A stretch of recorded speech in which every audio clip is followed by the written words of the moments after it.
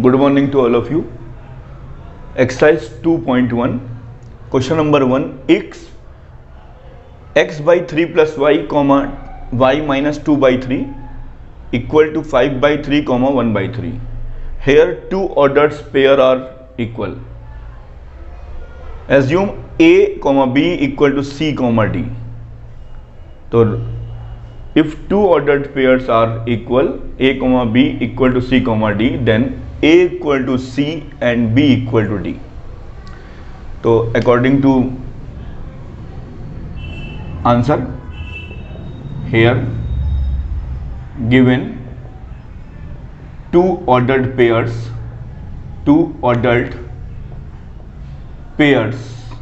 are equal, that is a, b and c, d. By definition of ordered pair,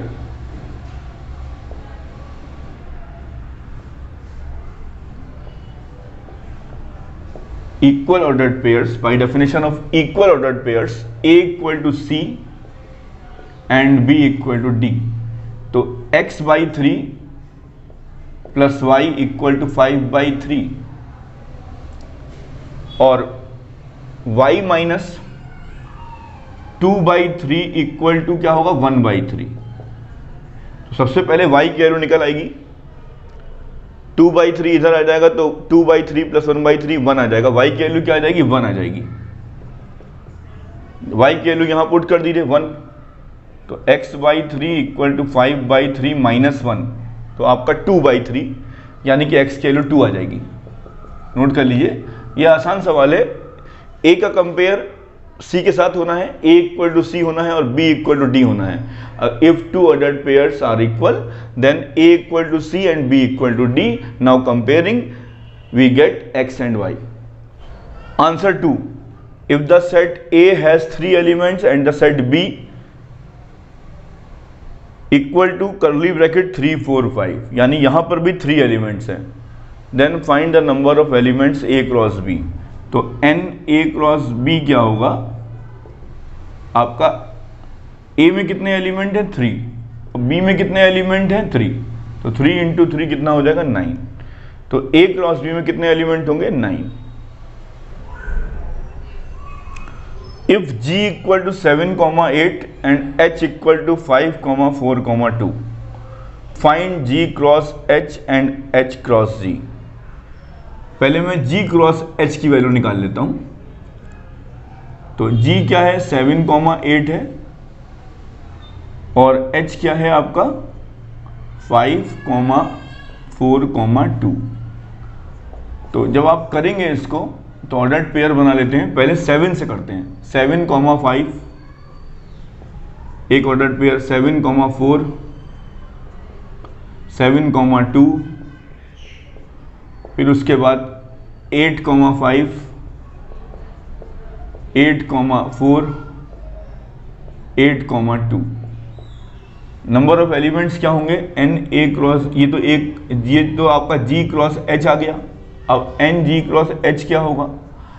ये 3 है, ये 2 है, 6 element होंगे. आप देख लीजिए 1, 2, 3, 4, 5, 6 सही आ रहा है.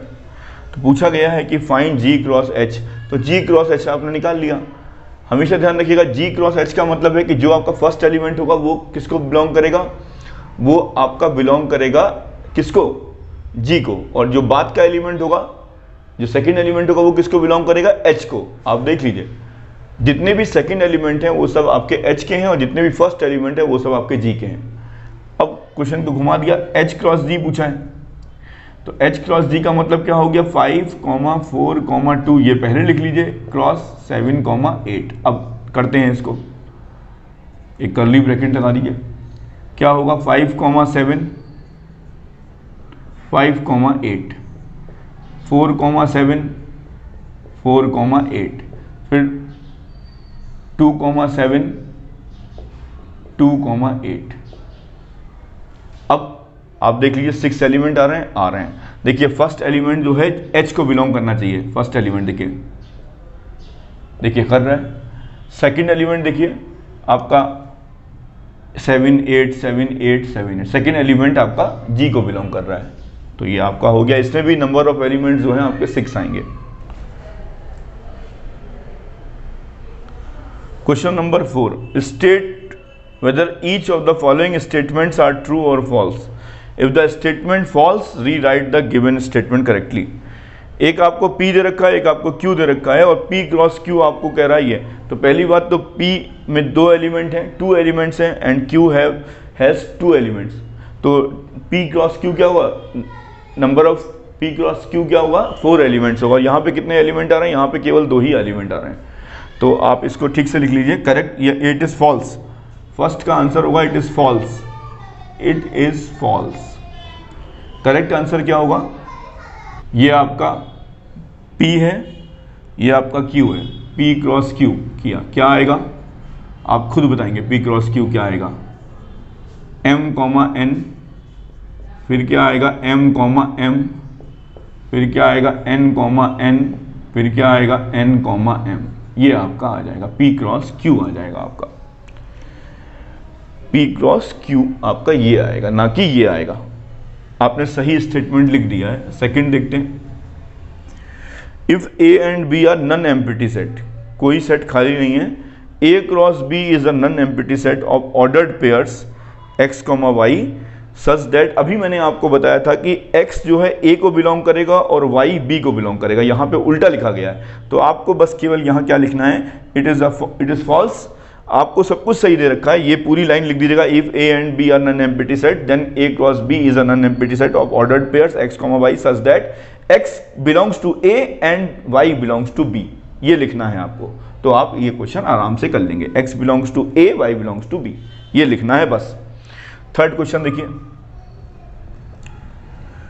If A equal to this, B equal to this, B intersection phi. पहले तो आप B इंटरसेक्शन फाई निकाल लीजिए, जाहिर सी बात है फाई आएगा, इनमें कॉमन क्या आएगा, फाई आएगा। अब इसका मल्टीप्लाई, इसका कार्टेशियन प्रोडक्ट किसके साथ करना है, A के साथ, 1,2 क्रॉस फाई, यानी कि A into B intersection phi. तो आपको पता है B इंटरसेक्शन फाई, फाई हो गया।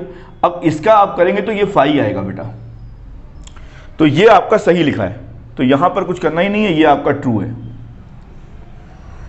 अब नेक्स्ट देखिए 5, if A equal to -1,1 find A cross A।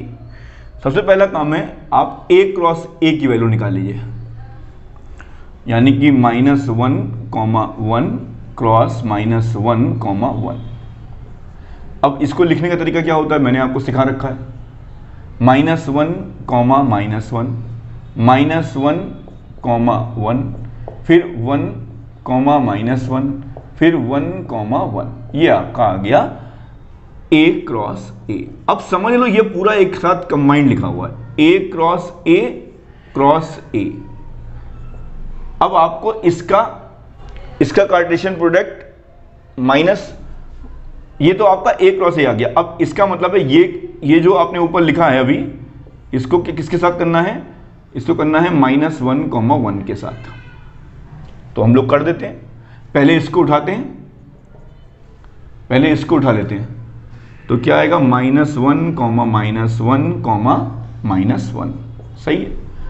फिर इसको इसके साथ करते हैं, -1, -1, खत्म हो गया, इसका काम खत्म हो गया। अब इसको पकड़ो, -1, -1, फिर -1, एक बार इसके साथ हो गया, एक बार इसके साथ हो गया। अब इसको पकड़ लो, अब इसको पकड़ो, 1, -1, फिर 1, -1, ये इसके साथ हो गया।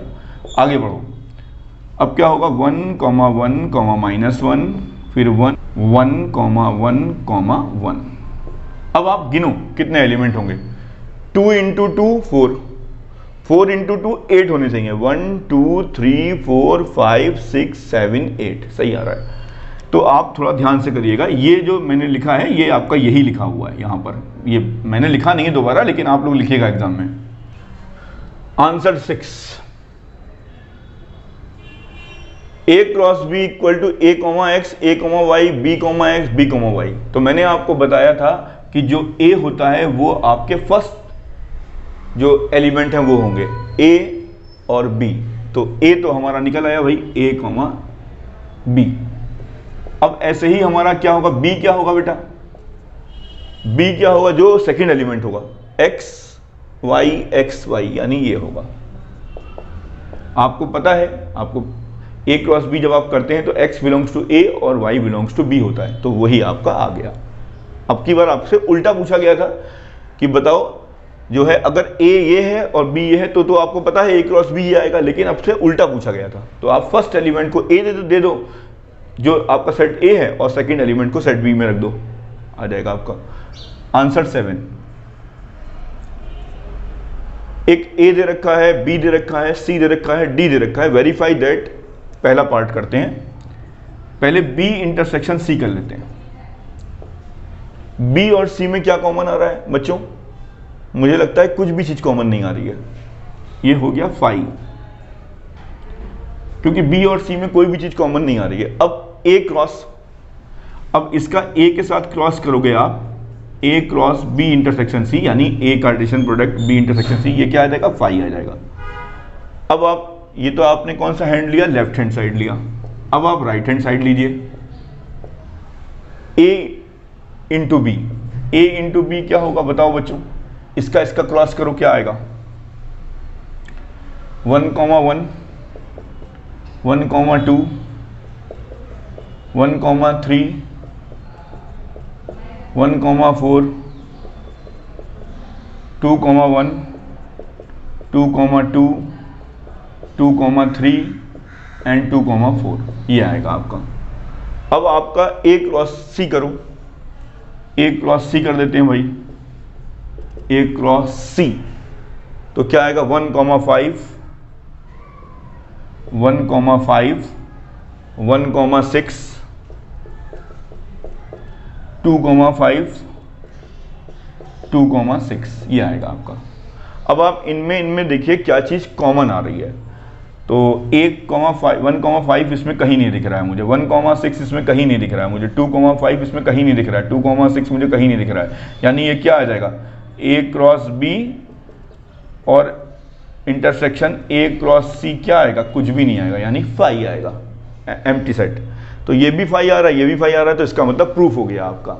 अब सेकंड पार्ट करते हैं, a cross c is a subset of b cross d। a cross c तो मुझे मालूम है, a क्रॉस c तो मुझको ये पता लग गया है, तो यहां मेहनत करने की जरूरत ही नहीं पड़ेगी, a क्रॉस c तो मुझे मालूम है, 1, 5, 1, 6, 2, 5 और 2, 6, ये आपका आ गया। अब आप क्या काम करिए, b क्रॉस d निकाल लेते हैं, b क्रॉस d काफी लंबा चौड़ा है, b क्रॉस d, ये आपका b है और ये आपका d है। तो पहले 1 से स्टार्ट करते हैं, 1, 5, 1, 6, 1, 7 एंड 1, 8, 5, 6, 7, 8, 2, 5, 2, 6, 2, 7 एंड 2, 8, फिर 3, 5, 3, 6, 3, 7 एंड 3, 8, ये आ गया आपका, ठीक है।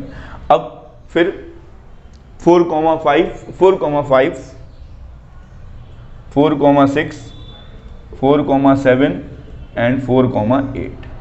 अब आपसे पूछा गया है a cross c is a subset of b cross d, यानी a क्रॉस c इसके अंदर है या नहीं है ये चेक करना है।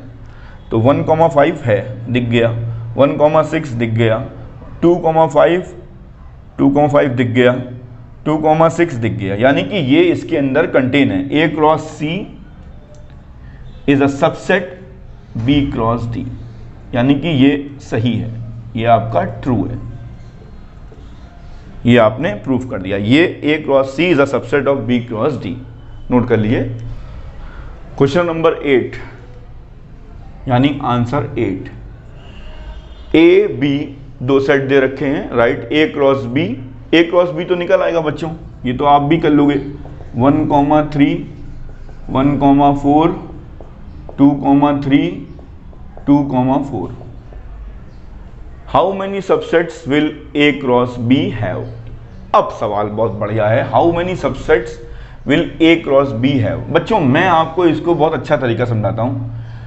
आप इसको 1 मिनट के लिए ए मान लो, इसको बी मान लो, इसको सी मान लो और इसको डी मान लो। आप सभी को पता है नंबर ऑफ सबसेट्स का फॉर्मूला क्या होता है, number of subsets equal to 2 to the power n। अब यहां पे कितने हैं एलिमेंट्स आपके 4 हैं। आप ये एज्यूम कर लो, इसको a मान लो, इसको b मान लो, इसको c मान लो, इसको d मान लो। समझ लो ये लिखा हुआ है a, b, c, d। अब आपको पता है कि इसमें कितने एलिमेंट हैं, 4 हैं, यानी कि नंबर ऑफ सबसेट्स कितने होंगे, 16 होंगे।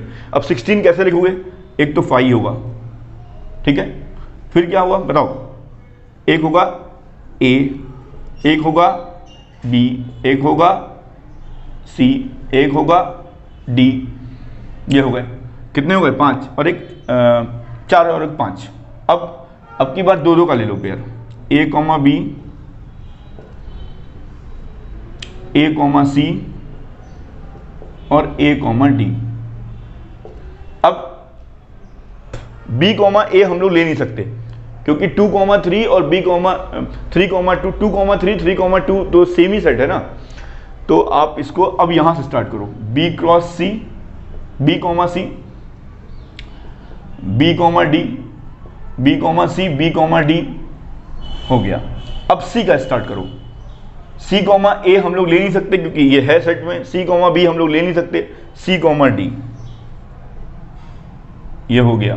और देखो d, a है, d, b है, d, c ये भी है। तो कितने हो गए पहले ये देखो कितने हो गए, 5, 6, 7, 8, 9, 10, 11। अभी हमें 4 बता। अब हम लोग 3 का लेंगे पेयर, a, b, c, फिर a, b, c हो गया, फिर क्या हो गया, a, b, d हो गया, a, b, d हो गया, a, b, c, a, b, d और फिर a, c, d, फिर a, c, d, a, b, a, c, a, d। ठीक है, अब देखो कितने हो गए, 4 और एक 5, 5 और 4, 9 और एक 10, 11, 12, 13, 14। अभी 2 बचे हैं। अब एक हो गया, एक मुझे दिख गया बी, सी, डी। बोलो बच्चों, एक बी, सी, डी दिख गया। और एक बच्चों अब की बार 4 का पेयर ले लो, ए, बी, सी, डी। ये जो पूरा आपका होगा ये आपके सबसेट्स आ जाएंगे, ठीक है, ये ध्यान रखिएगा। How many subsets will A cross B, तो 16 होगा। 1, 2, 3, 4, 5, 6, 7, 8, 9, 10, 11, 12, 13, 14, 15, 16। अब आपको क्या काम करना है, इस ए की जगह आपको क्या लिखना है, 5, ए की जगह क्या लिखना है आपको, 1, 3। ऐसे आपको लिखते जाना है, बस ये आपका बन गया नंबर ऑफ सबसेट्स। समझ गए आप, ए की जगह ये ऑर्डर्ड पेयर में आपको लिखते जाना, बी की जगह ऑर्डर्ड पेयर में लिखते जाना, सी की जगह ऑर्डर्ड पेयर में लिखते जाना है। ये हो आपका 9, answer 9। Let A and B be 2 sets and A equal to 3 and n B equal to 2, यानी कि ए में 3 एलिमेंट है और बी में 2 एलिमेंट है। If x, 1, y, 2, x, 1 are in A cross B, find A and B and x, y, z are distinct elements। ठीक है, तो हमें यह देखना है कि जो फर्स्ट एलिमेंट है वो आपका A में होगा। तो क्या है, x है, y है और x है, x है, y है और B क्या हो गया बेटा, B आपका क्या हो गया, सेकंड एलिमेंट 1। ये बच्चों आपका z है, ये मैंने थोड़ा सा जो है ये लग रहा था कि 2 लिखा हुआ है, ये 2 नहीं है बेटा, z है। तो ये आपका क्या होगा, 1 और z होगा। ये आपका आंसर आ गया, क्योंकि आपको पता है कर्ली ब्रैकेट लगाना सेट है, तो आपको पता है फर्स्ट एलिमेंट a को दिखाता है और सेकंड एलिमेंट b को दिखाता है, तो आपका आ गया आंसर। तो आंसर 10 देखते हैं अब हम लोग। The Cartesian product a cross a has 9 elements among which are found. अब a क्रॉस a है तो इसका मतलब सेट a क्या हो गया, सेट a -1, 0, 1, ये आपका सेट a हो गया। अब आपसे पूछा गया है find the set a, set a तो ये होगा, क्योंकि a क्रॉस a है तो चाहे आप फर्स्ट एलिमेंट लें चाहे सेकंड एलिमेंट लें, दोनों के दोनों एलिमेंट ही सेट ए में हैं तो कोई प्रॉब्लम ही नहीं है। And the remaining elements of A cross ए निकाल लेते हैं आराम से, कोई दिक्कत नहीं है बच्चों। ए क्रॉस ए निकाल लेते हैं, -1, 0, 1, फिर क्रॉस -1, 0, 1। जाहिर सी बात है 9 आएंगे। अब लिखना कैसे है, मेन चीज ये है, -1, -1, -1, -0, -1, -1, फिर 0, -1, 0, 0, फिर 0, 1, फिर 1, -1, फिर 1, 0, फिर 1, 1। आप देख लीजिए 9 आ रहे होंगे, 3, 6, 3, 9। ये आपका आंसर हो गया।